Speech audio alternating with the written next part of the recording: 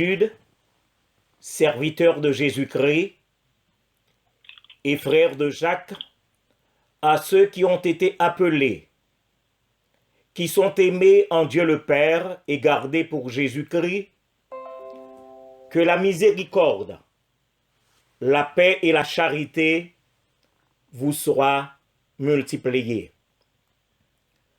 En effet, mes frères et mes sœurs bien-aimés, il y a quelques jours passés, le Seigneur t'a accordé l'opportunité pour étudier le premier verset de ce chapitre.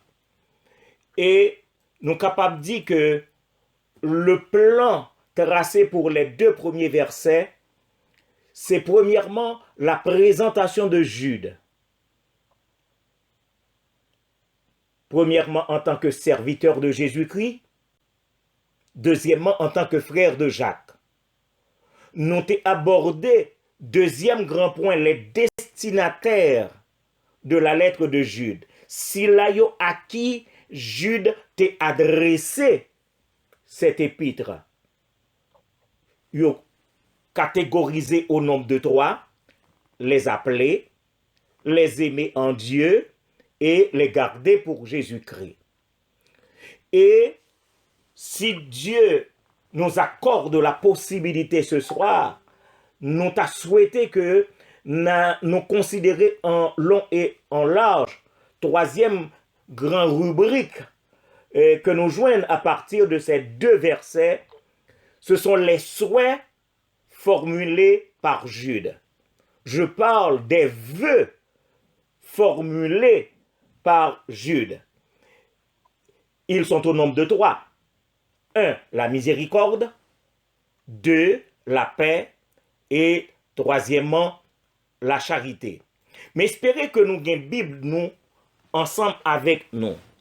Non seulement que nous ayons une Bible nous ensemble avec nous, nous avons souhaité que nous ayons crayon parce que nous certaines choses que nous allons souligner et que nous avons que nous-mêmes nous soulignons de telle sorte en tant que Bible d'études que nous va gagner ensemble avec nous, ça permet que nous va repasser nous retremper nous à partir de certaines notes que nous sommes capables de prendre au cours de cette étude.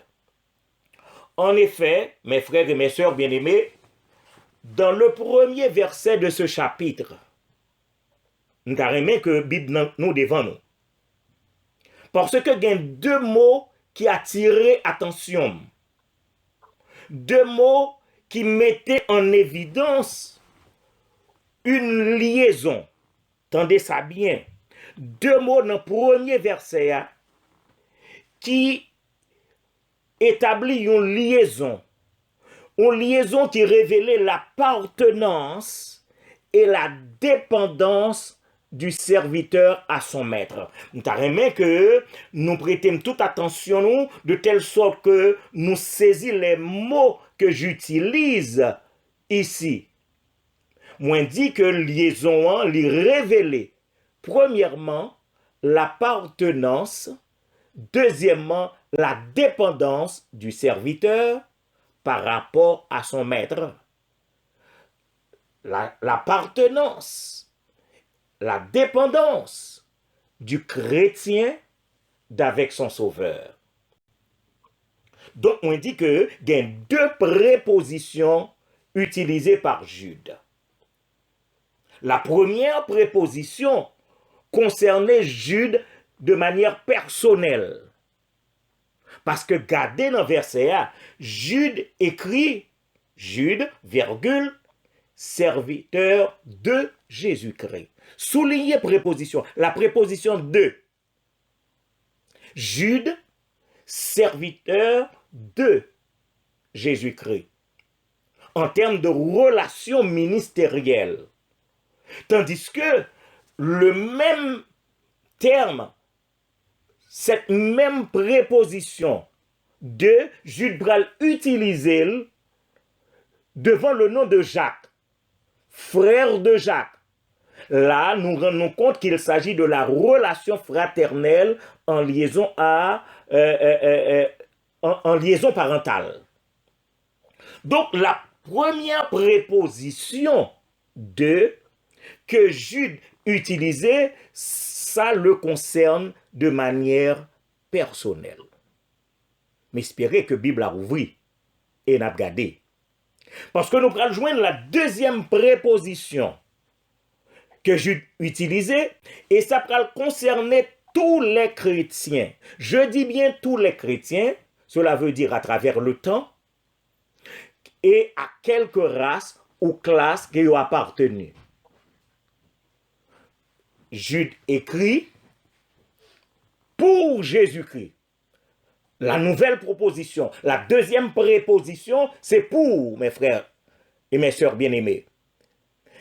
Donc, pour qui ça utiliser cette préposition? Pour, c'est pour marquer la possession. Cela veut dire que nous sommes pour Jésus-Christ. Nous sommes la possession de notre Seigneur et Sauveur Jésus-Christ. Donc, il est extrêmement important dans les études bibliques que nous essayions de comprendre la valeur étymologique des mots. Parce que le Jude utilisait la préposition de, c'était pour marquer, premièrement, sa relation ministérielle par rapport à notre Seigneur Jésus-Christ. Deuxièmement, la relation fraternelle en liaison avec Jacques, tandis que la préposition pour qu'elle utilisait là, c'est pour montrer que les chrétiens de toutes les races, de toutes les classes, de toutes les générations, nous c'est la possession de notre Seigneur et Sauveur Jésus-Christ. En effet, à travers les Saintes Écritures, et plus particulièrement dans la traduction que nous gagnons maintenant, Louis II, traduction ça mentionné pour des raisons diverses, je dis bien pour des raisons diverses, plusieurs expressions. En Jésus-Christ, tendez ça bien. Maintenant, la préposition en Jésus-Christ, la préposition en utilisée devant le nom de Jésus-Christ, l'est mentionné 54 fois à travers les Saintes Écritures. Pour qui ça? En utilisé 54 fois à travers les Saintes Écritures. Qu'est-ce que cela veut dire? C'est parce que nous avons été élus avant la fondation du monde. Et nous sommes élus, mes frères et mes sœurs bien-aimés, en Jésus-Christ. En Éphésiens, le chapitre 1er, le verset 4, on voit bien que en lui, Dieu nous a élus. Donc nous sommes élus en Jésus-Christ, avant la fondation du monde. Et moi, dis-nous que cette préposition en l'est utilisée 54 fois à travers les Saintes Écritures, plus particulièrement notre traduction Louis II que nous gagnons. Mais de Jésus-Christ, utilisé 47 fois. C'est parce que, au nom de Jésus-Christ, tendez ça bien, au nom de Jésus-Christ, nous autres, en tant que chrétiens, n'avons joui de tous les avantages. Et les m'a parlé de tous les avantages, moi fait mention de tous les avantages temporels et de tous les avantages éternels.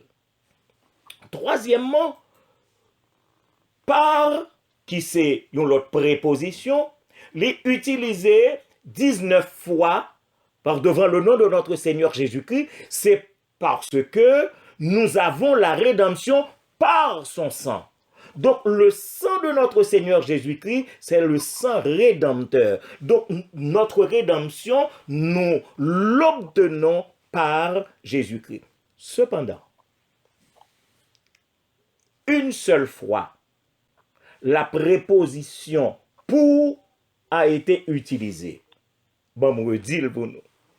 Une seule fois, la préposition pour a été utilisée et c'est en Jude.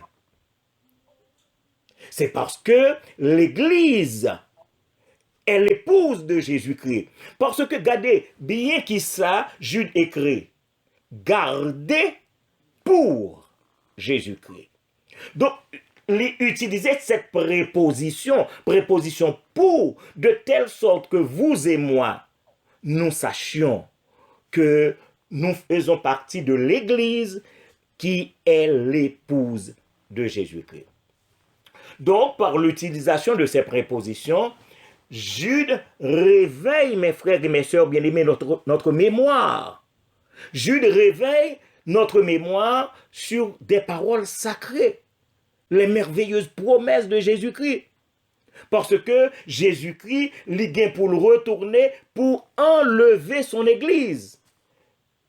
Et nous serons toujours avec lui, selon Jean chapitre 14, les versets 1 à 3, et 1 Thessaloniciens chapitre 4, le verset 17. Alors, prêtez m'attention nous, maintenant. Parce que ça me dire est très important. Il est important de noter que Jude, il te connaît que dans l'époque que le tape vive là, au premier siècle de notre ère, les croyants de cette époque sont confrontés à des situations. Il te connaît non seulement les croyants de cette époque, mais nous autres également, en tant que croyants du 21e siècle, nous avons fait face à 4 points que je voulais mentionner pour nous. Premièrement, à des situations difficiles dans le monde. Deuxièmement, nous avons fait face à une société, tendez ça bien, une société, nous sommes capables de dire, qui axée, qui chita, qui fondait sur le plaisir égoïste. Je vais reprendre samedi. Jude, il te connaît que les croyants de son époque et les croyants de tous les temps, t'as fait premièrement face à des situations difficiles dans le monde. Et nous allons voir ça quelque temps après. Il connaît nous t'as fait face deuxièmement à une société axée sur le plaisir égoïste. Troisièmement, il connaît nous t'as fait face à la persécution et à la provocation. Puis devant, nous allons comprendre tout ça m'a dit là. Il connaît que les croyants de son temps et les croyants à venir, tels que nous autres, nous avons fait face aux faux enseignements. Aux faux enseignants qui cherchaient à cette époque et qui chercheront. Et là, prêtez attention nous, à Sambraldia, chercheront à déchirer les congrégations. Je me reprendre. Il connaît que les croyants de son époque t'as confronté et nous-mêmes tous nous t'as fait face quatrièmement aux faux enseignants, aux faux moniteurs, aux faux prédicateurs qui t'as cherché à déchirer les congrégations. Alors Jude, dicté par le Saint-Esprit, il se donne pour devoir d'écrire une épître. Et pour qui ça, il était décidé écrit épître ça, c'est pour exhorter les croyants de tous les siècles, de toutes les races et de toutes les classes, premièrement à la prudence, deuxièmement à la vigilance et troisièmement à la surveillance. Ma reprendre pour nous comprendre, pour nous saisir de telle sorte que nous-mêmes nous prenons disposition que nous devons prendre en tant que chrétiens, en tant que chrétiennes. Donc, moi dit que Jude, il s'est donné pour devoir d'écrire une épître pour exhorter, je dis bien exhorter, les croyants de tous les siècles, de toutes les races et de toutes les classes, premièrement à la prudence, deuxièmement à la vigilance et troisièmement à la surveillance. Alors nous qu'à comprendre la situation de Jude.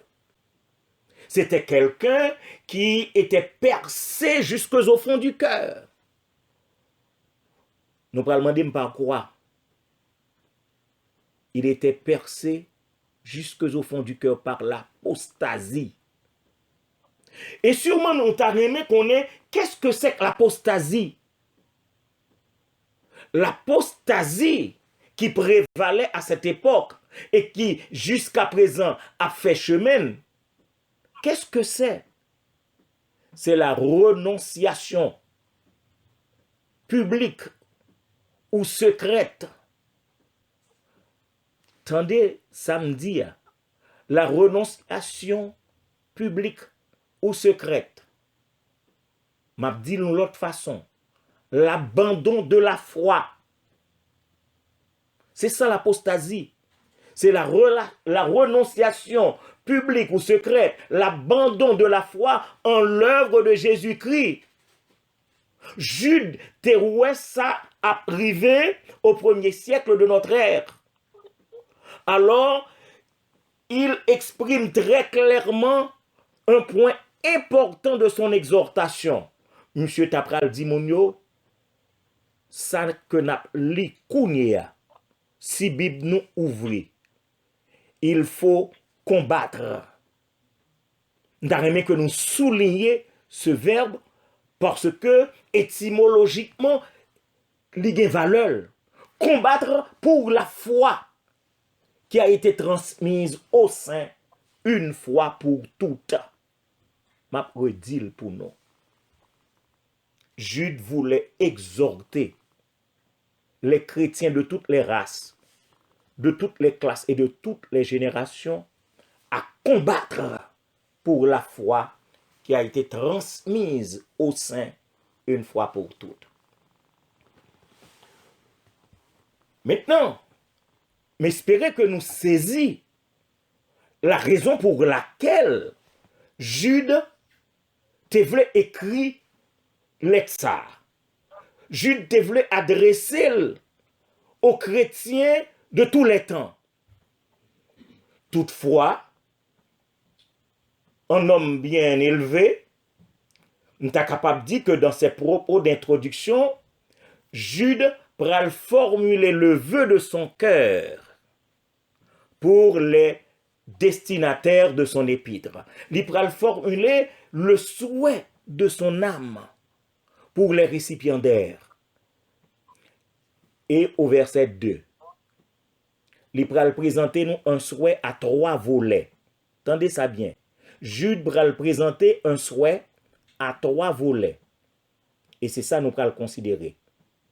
Au verset 2, il écrit que la miséricorde, la paix et la charité vous soient multipliées. Mais espérez que nous voyons que Jude mentionnait 3 vœux importants. Importants pour lui-même d'abord, important pour Silayo qui recevoir l'être là et pour nous-mêmes tout. Cap côté étude ça que la miséricorde, la paix et la charité vous soient multipliées. Alors, nous avons besoin de considérer premièrement la miséricorde. Et en ce qui concerne la miséricorde, tendez ça bien. Loin de considérer ce vocable, la miséricorde, pour exprimer ce que nous savons, je dis bien, parce que la compassion de Dieu, c'est la compassion de Dieu face à la misère de l'homme. C'est aussi la lenteur de Dieu, je dis bien la lenteur de Dieu à exercer sa colère et son jugement contre les pécheurs, parce que la Bible, nos psaumes centrales, elle dit, il est lent à la colère et riche en bonté. Donc, loin de considérer ce vocable comme la compassion de Dieu face à la misère de l'homme, loin de considérer ce vocable, la miséricorde, comme la lenteur de Dieu à exercer sa colère et son jugement contre les pécheurs. M'bral dit aussi, loin de considérer la miséricorde pour exprimer la grâce qui entraîne le pardon, l'amour de Dieu donnant son Fils unique pour le salut de ceux qui croient en lui, qui ça, Jude lui-même, lui voulait dire là. utiliser ce terme miséricorde. La pensée de Jude,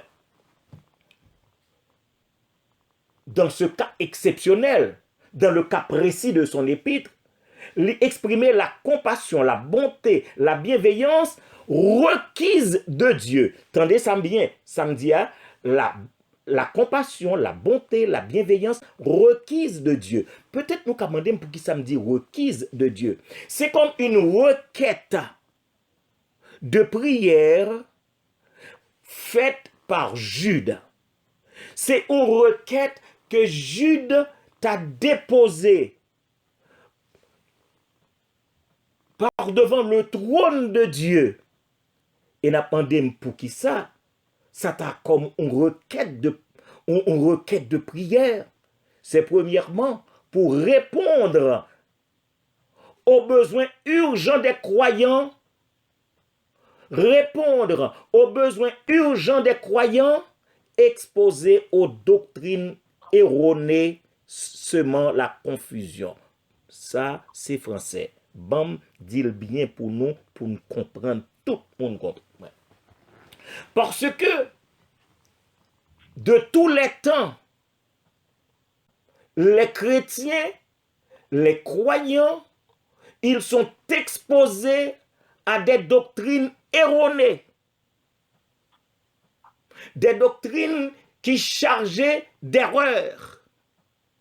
Et cette doctrine qui chargeait d'erreurs, elle sème la confusion dans le camp des croyants. Alors maintenant, il y a un besoin urgent, il y a une requête à déposer sur la table de Dieu pour répondre aux besoins urgents des croyants. Mais espérez que nous comprenions cette première requête. Moi, dit que Jude, dans un cas exceptionnel, lui présentait une requête à Dieu qui t'a demandé de compassion, de bonté, de bienveillance. Souple, répondre aux besoins urgents des croyants. Les croyants exposés aux doctrines erronées, semant la confusion.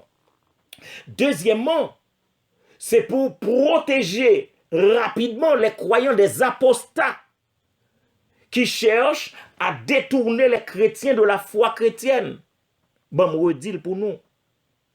Sa requête, c'est pour protéger les croyants des apostats qui cherchent à les détourner de la foi chrétienne.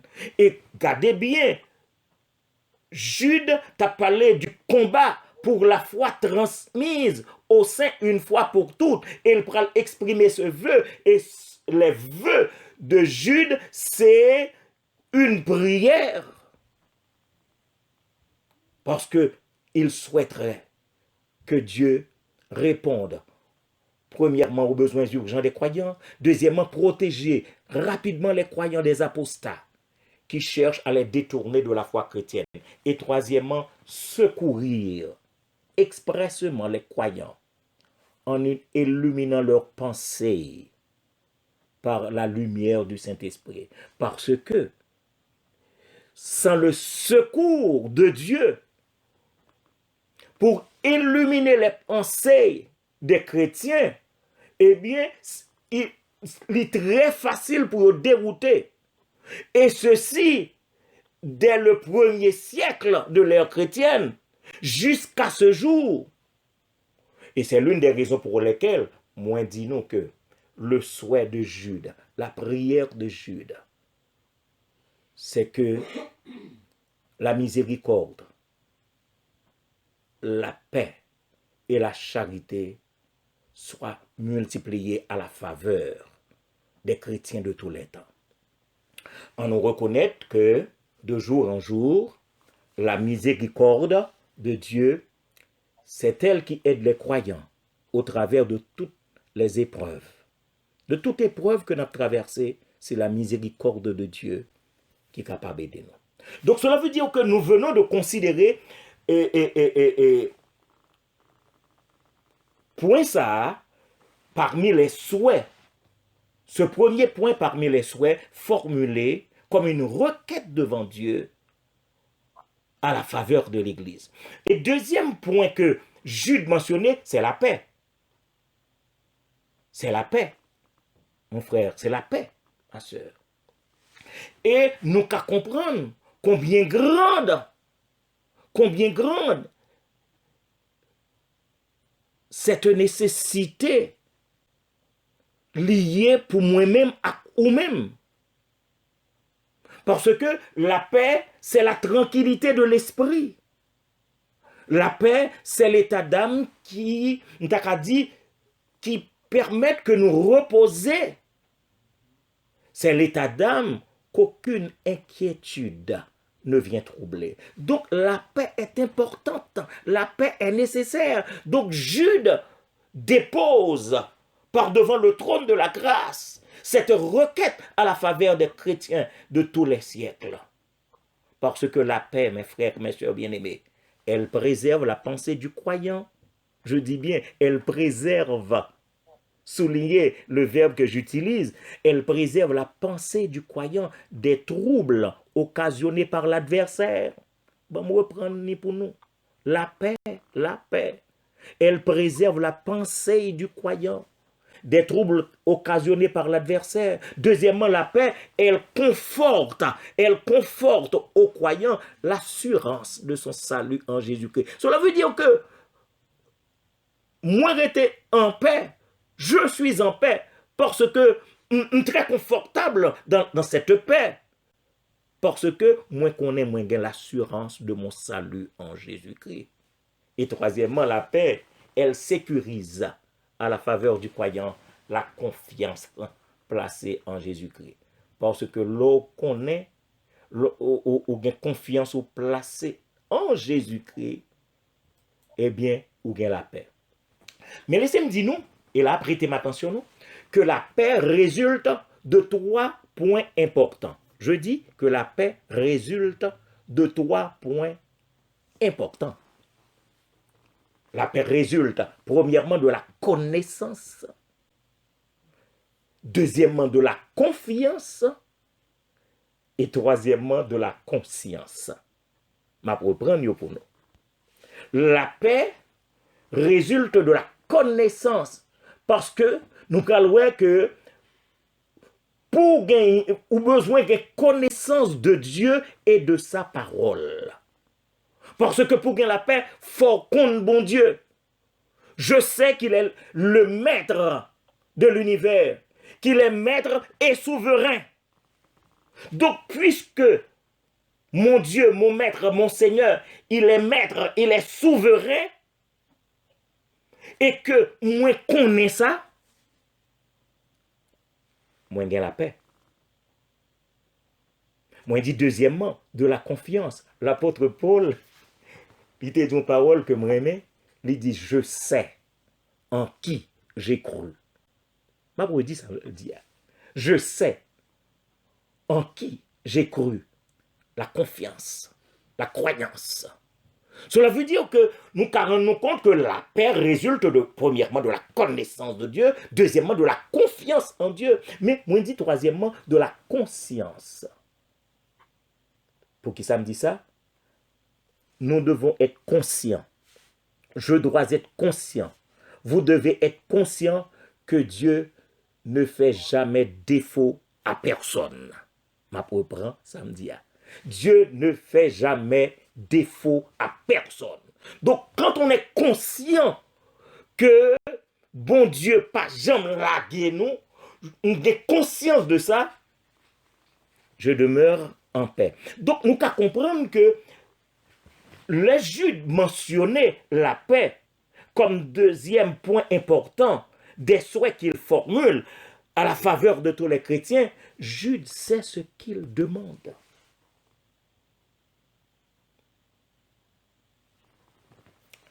On va essayer d'aider nous pour nous comprendre que de la connaissance, de la confiance et de la croyance du croyant, il sait en toutes choses. Et là, prêtez-moi attention, nous.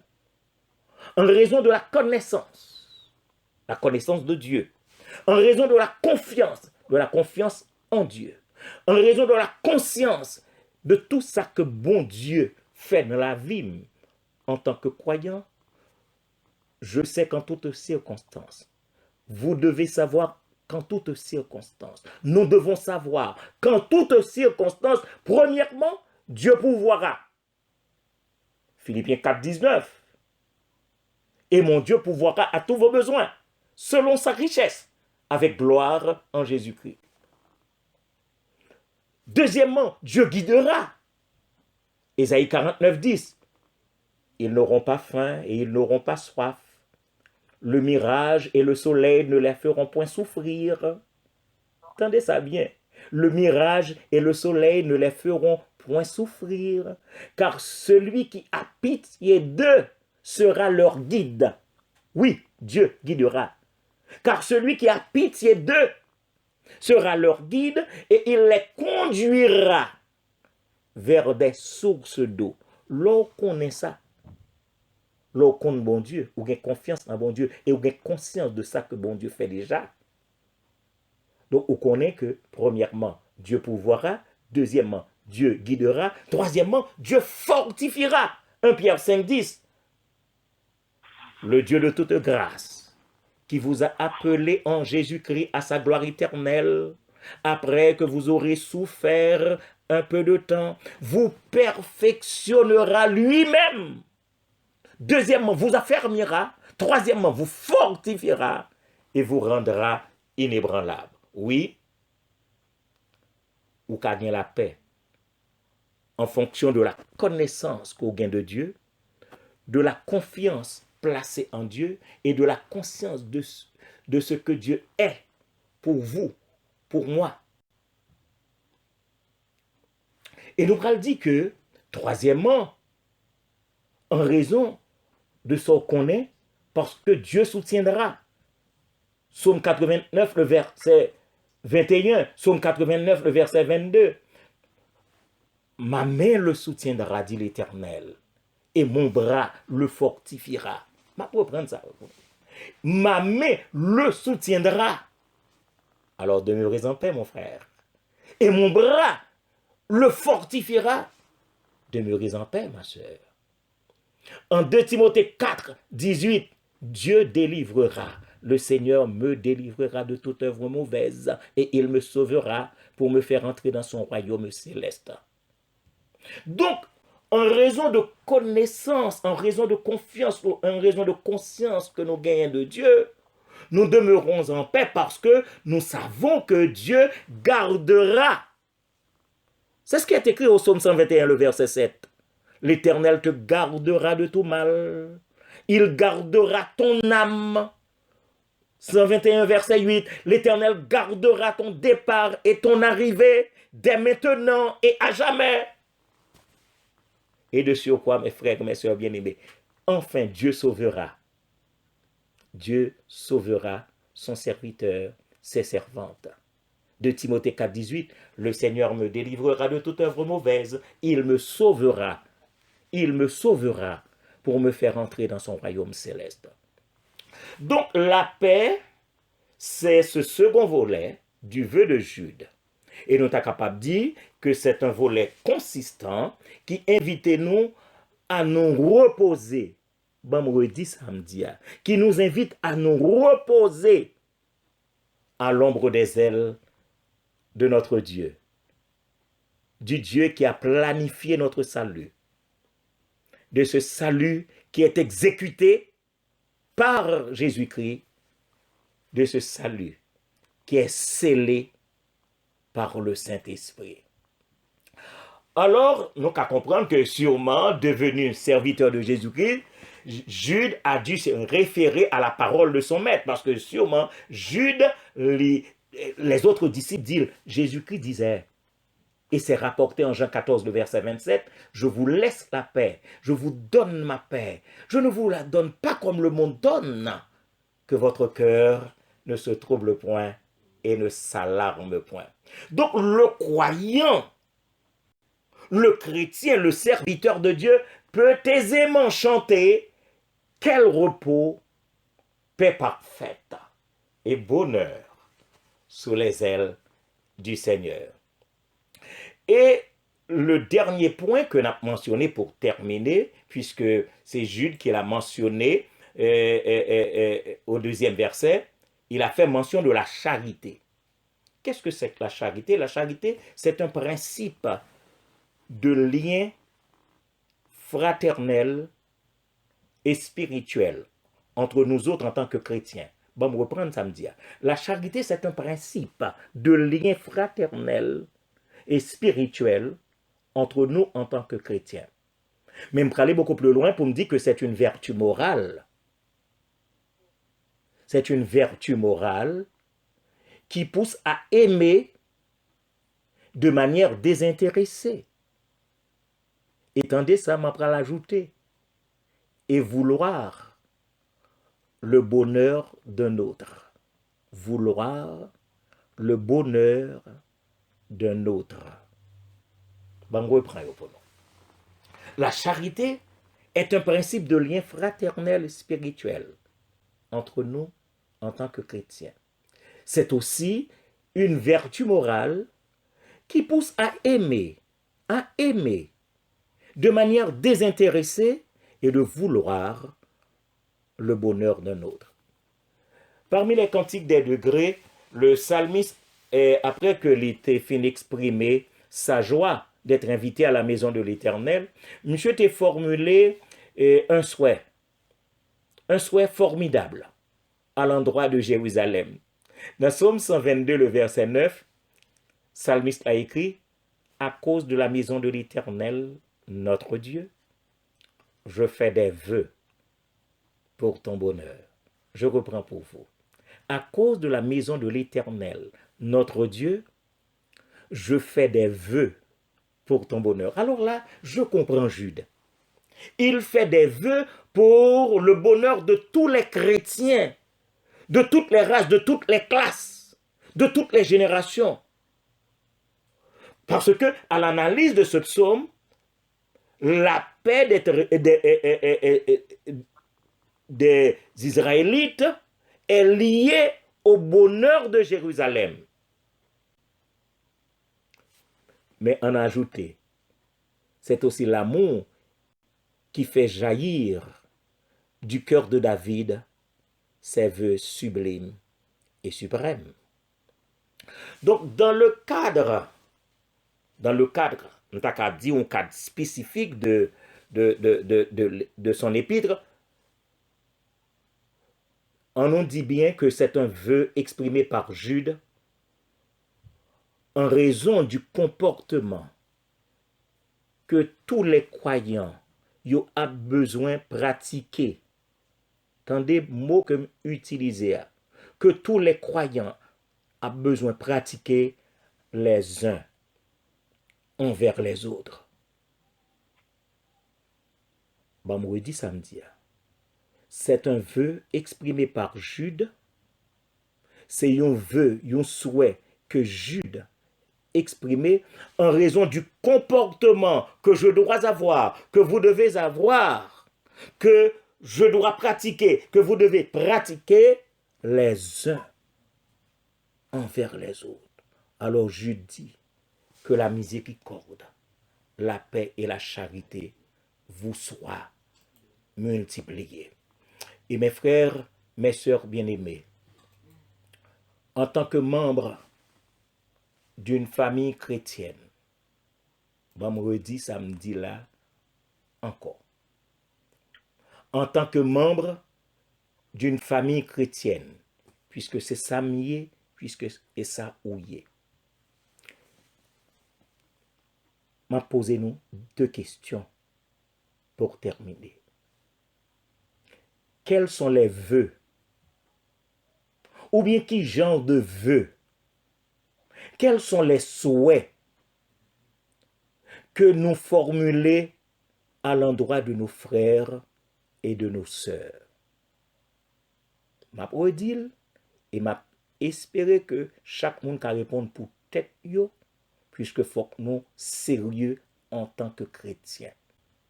Quels sont les vœux que nous formulons pour nos frères et pour nos sœurs? Deuxième question. nos vœux, nos souhaits,